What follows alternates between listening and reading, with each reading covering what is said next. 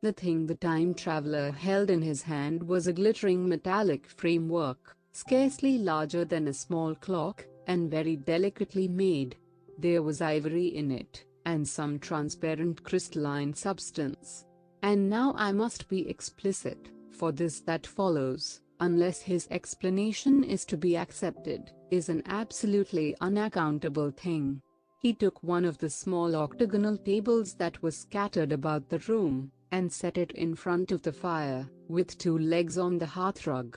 On this table he placed the mechanism. Then he drew up a chair, and sat down. The only other object on the table was a small shaded lamp, the bright light of which fell upon the model.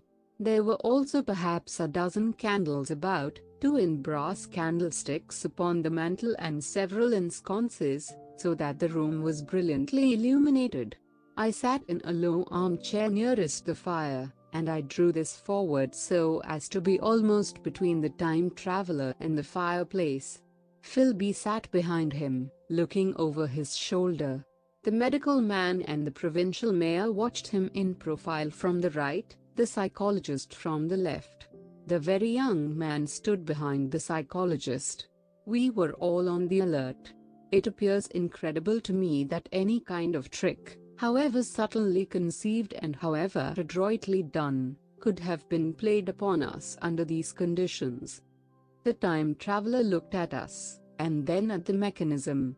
"Well?" said the psychologist. "This little affair," said the time traveler, resting his elbows upon the table and pressing his hands together above the apparatus, "is only a model. It is my plan for a machine to travel through time. You will notice that it looks singularly askew, and that there is an odd twinkling appearance about this bar, as though it was in some way unreal."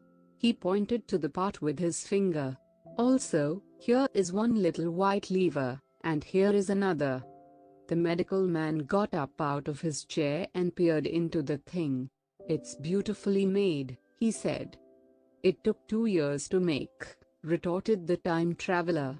Then, when we had all imitated the action of the medical man, he said, "Now I want you clearly to understand that this lever, being pressed over, sends the machine gliding into the future, and this other reverses the motion. This saddle represents the seat of a time traveler. Presently I am going to press the lever, and off the machine will go. It will vanish, pass into future time, and disappear. Have a good look at the thing. Look at the table too, and satisfy yourselves there is no trickery. I don't want to waste this model, and then be told I'm a quack." There was a minute's pause perhaps. The psychologist seemed about to speak to me, but changed his mind. Then the time traveler put forth his finger towards the lever. "No," he said suddenly. "Lend me your hand." And turning to the psychologist, he took that individual's hand in his own and told him to put out his forefinger. So that it was the psychologist himself who sent forth the model time machine on its interminable voyage. We all saw the lever turn. I'm absolutely certain there was no trickery. There was a breath of wind, and the lamp flame jumped. One of the candles on the mantel was blown out, and the little machine suddenly swung round, became indistinct, was seen as a ghost for a second perhaps, as an eddy of faintly glittering brass and ivory, and it was gone, vanished. Save for the lamp, the table was bare.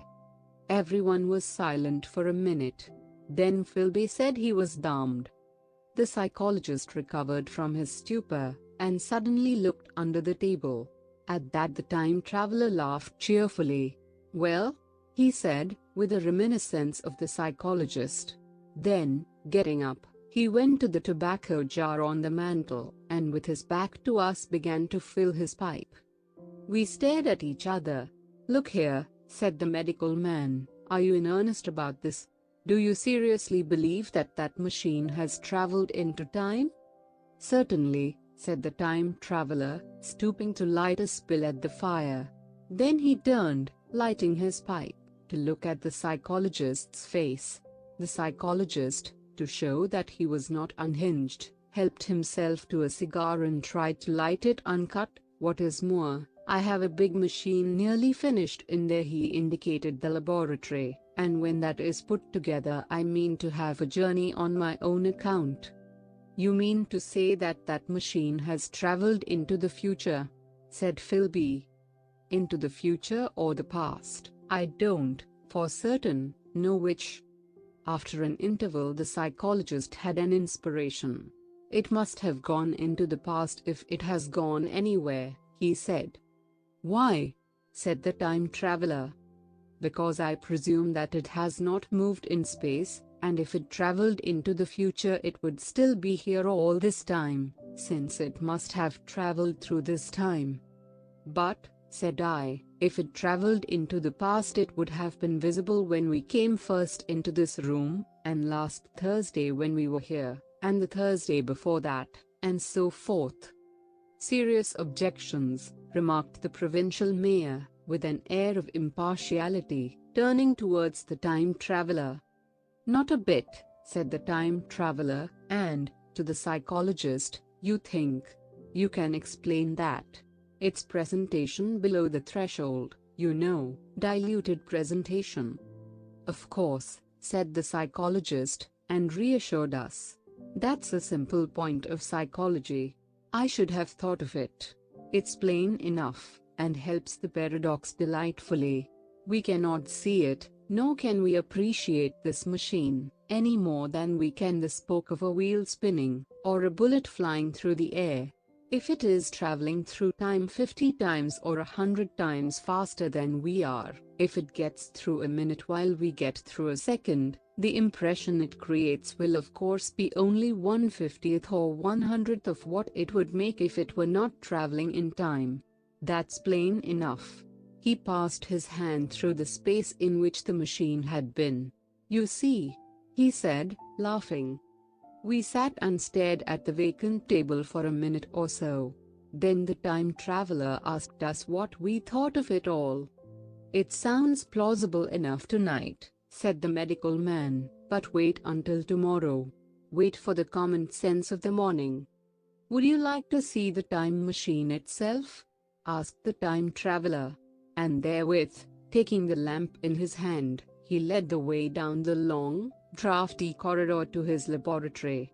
I remember vividly the flickering light, his queer, broad head in silhouette, the dance of the shadows, how we all followed him, puzzled but incredulous, and how there in the laboratory we beheld a larger edition of the little mechanism which we had seen vanish from before our eyes.